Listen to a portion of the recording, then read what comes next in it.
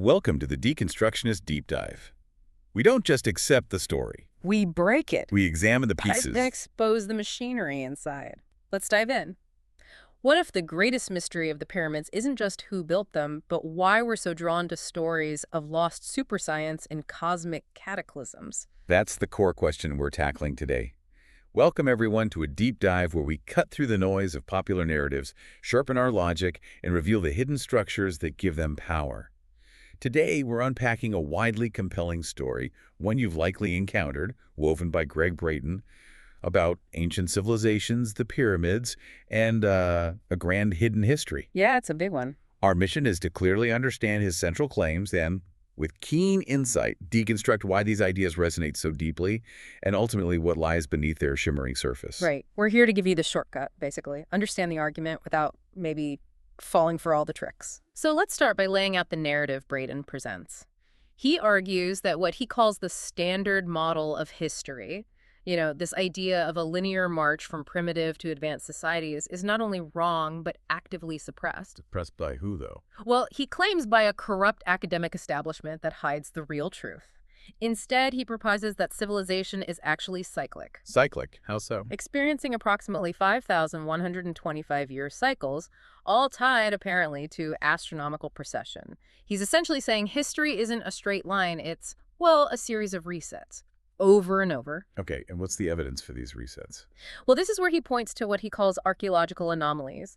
Things like Göbekli Tepe, the alleged submerged city in the Gulf of Kumbat, or even hidden structures he claims are in Antarctica. Right, the stuff that doesn't neatly fit the textbook narrative. Exactly. For him, these aren't just isolated puzzles. They're pieces of a brand new, true history, one that predates our accepted timeline by tens of thousands of years. So a complete overhaul of everything we thought we knew, suggesting a much older, more advanced past than typically accepted. Precisely.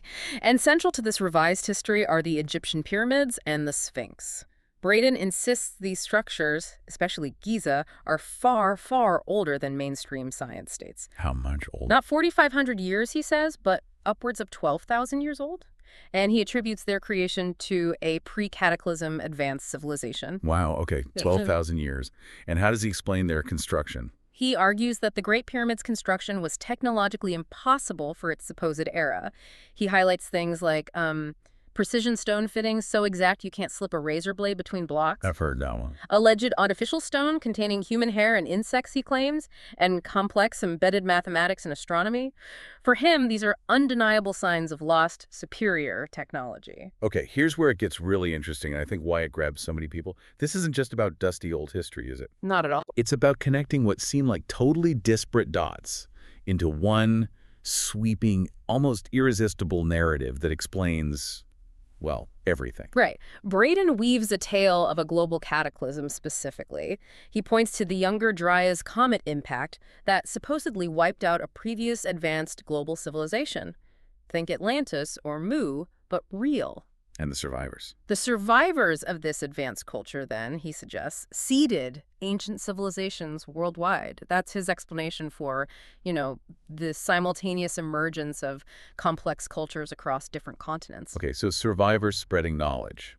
And the ultimate key to this lost civilization, Braden claims, lies hidden under the ice of Antarctica. Advanced technology structures. Hidden in Antarctica? Seriously? Yep, and he claims it's being actively covered up by world governments. Why would they do that? To protect current power structures. Think about it, especially the energy industry, political control. If there was free energy or reverse-engineered alien tech down there, It would change everything. Make current systems obsolete overnight. Exactly. It's a grand unified theory. Suppressed, glorious past, controlled present, and, conveniently, a promise of truth only he can reveal. Okay. That's quite the narrative. Yeah. A lot to unpack there. Definitely. So let's turn our analytical lens on this. When Braden claims the standard model of history is false and suppressed by some corrupt academic establishment, what's really going on there? Well, it sounds like a classic straw man argument, right? He's painting mainstream history and archaeology as this rigid, unchanging dogma. Which they aren't. These fields are dynamic. There's constant debate, revision, new discoveries. It's not a simple choice between some stagnant official story and his specific alternative. Many models exist. In creating this simple, enemy-based worldview, this shadowy them, That's a powerful narrative tool, isn't it? Hugely powerful. Yeah. It's designed to make you, the listener, distrust everything official and foster dependency on the contrarian guru who promises the real secrets. Like you said, it's an old trick. Puritan fears of satanic conspiracies, Stalinist talk of wreckers, create an enemy, rally people against it. You trade a complex, messy world for a simple, prepackaged enemy? It's seductive. Okay, so let's look at the pyramids and Sphinx dating. He says 12,000 plus years old. Where does that number come from? Often it relies on what we call contested science.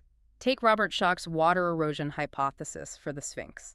It's an interesting idea. The idea that rainfall, not wind and sand, caused the erosion, implying a wetter climate thousands of years earlier. Exactly, but it's largely rejected by mainstream geologists and Egyptologists. They offer, frankly, more plausible explanations: simple precipitation over millennia, chemical weathering, salt exfoliation, lots of things besides needing a 12,000-year-old date. And this dating also ignores other evidence, right? Yeah. Like actual artifacts found around the pyramids. Completely. It dismisses a wealth of contextual archaeological evidence, the workers' villages, the cemeteries, tools, pottery, inscriptions, all consistently pointing to the Old Kingdom period, around 4,500 years ago. You can't just ignore all that. And the impossible construction argument. The idea that Bronze Age Egyptians just couldn't have done it. That's the classic argument from Incredulity, isn't it? I don't know how they did it, therefore lost super tech or aliens. Or maybe we just haven't figured out exactly how they did it, but that doesn't mean it was impossible for them. Precisely. The artificial stone theory, for instance. That's a fringe claim from the 80s, not backed by mainstream geology. And modern engineering studies, experimental archaeology, they've shown in detail how these were massive, incredible, but entirely human undertakings. What about the precision fitting? That always comes up. It's phenomenal, no question. Truly astounding craftsmanship. But similar levels of precision stone fitting exist in other cultures, like the Inca in Peru, using relatively simple tools and incredible skill. It doesn't automatically require lost super science. So he's kind of weaponizing the unexplained bits. That's what we call the anomaly as proof. Take any mystery, any detail we don't fully understand yet, and use it to try and tear down entire established fields of study. It keeps you chasing mysteries instead of building understanding based on the bulk of the evidence. Makes you a prisoner of mystery. You got it. It's an engine for perpetual doubt, not for constructing reliable knowledge. Okay, let's shift to the Cyclic Civilization's idea and the global cataclysm. That 5,125-year cycle. Is there any actual scientific basis for that specific number controlling global resets? Not really, no. It's essentially pseudoscience based on numerology, often linked to interpretations of the Mayan long count calendar. It arbitrarily maps this number onto disparate cultural events without any demonstrable causal mechanism. Why would global civilization reset exactly every 5,125 years? There's no physics or geology behind it. And the global cataclysm, the younger Dryas comet, impact, destroying Atlantis or whatever. That's a perfect example of the sharpshooter fallacy. You fire shots randomly at a barn door, then draw the bullseye around the cluster of holes afterwards. Meaning he picks evidence that seems to fit the impact theory. While ignoring vast amounts of geological and archaeological data that contradict it or simply don't fit the narrative, he uses flood myths, for example, as proof of one single global flood event. Instead of acknowledging that floods are common, localized disasters and people everywhere would naturally have stories about them. Exactly. It's more plausible that similar experiences led to similar stories independently all over the world. You know, it's interesting how he takes these ancient spiritual concepts Mm-hmm. and kind of literalizes them. It is fascinating. He strips them of their original ethical and introspective purpose. Think about Stoicism's ekpyrosis, the universe periodically consumed by fire and reborn. Yeah. For the Stoics, that was a philosophical metaphor. It was about personal renewal, accepting the cycles of nature, understanding impermanence.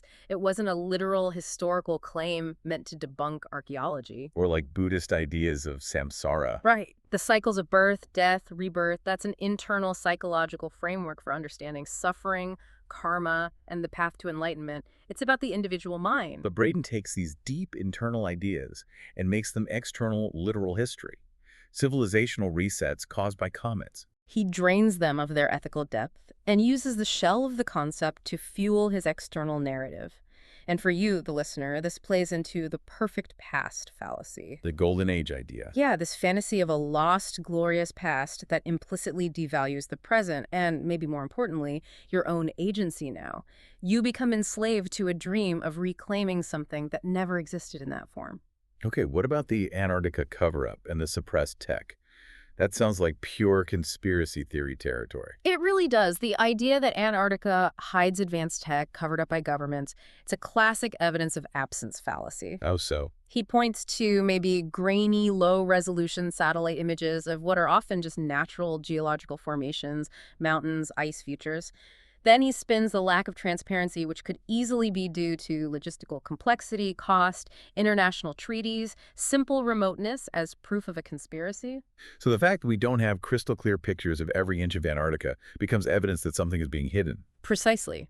The absence of evidence becomes the evidence. It's a closed loop. You can't disprove it because the lack of proof is the proof for the believer. And the suppressed technology claims. Free energy, the 100 mg carburetor. Purely anecdotal and crucially unfalsifiable. The supercarburetor is a classic urban legend debunked many times, and the claim that free energy is suppressed. Well, how do you disprove that? You can't, because its very absence is used as proof of the conspiracy. If it doesn't exist in the open market, that must mean they are hiding it. Exactly. See, this isn't genuine skepticism. Genuine skepticism questions all claims, including one's own, and demands robust public evidence. Enlightenment rationalism, for example. Right. Peer review, testable hypotheses. Yeah. Braden's skepticism is totally selective. It's aimed only at official or mainstream sources. Meanwhile, he demands almost blind faith in his alternative narrative, often based on secret sources, whispers, alleged conspiracies. It feels less like science and more like something else. It's like the difference between alchemy and chemistry. Alchemy sought hidden, secret, magical knowledge, the philosopher's stone, known only to initiates. While chemistry moved towards open, testable, shared principles, anyone could, in theory, replicate an experiment. Correct. Braden's narrative is a regression to that alchemical way of thinking. Truth is a secret, guarded by elites, the bad ones, or revealed by initiates like him. And this just keeps reinforcing that idea of the monolithic they. Always a sinister them pulling the strings. Always. Okay, so then the narrative takes this turn towards the present day, towards us, right? Our biology. Yes, it pivots dramatically.